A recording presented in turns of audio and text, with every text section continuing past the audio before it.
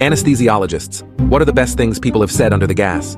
I got my wisdom teeth removed at 16 in a small, remote Canadian town. My dad and I had to travel to a slightly bigger town for the procedure. Now, and this is important later, I had just returned from a year away, because I spent a year of high school as an exchange student in Taiwan, and had only gotten back a few weeks earlier. The procedure happens, nothing major goes wrong, and I wake up in a hospital room in a fair bit of pain, but mostly fine. My dad, who had driven me, came into the room, absolutely howling with laughter.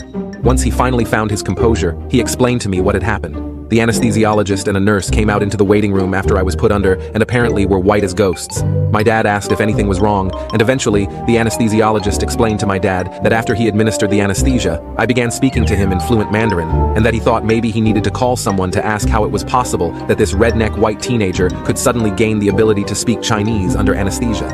My dad thought this was the funniest thing he'd ever heard, and explained that I already knew Mandarin from my year in Taiwan.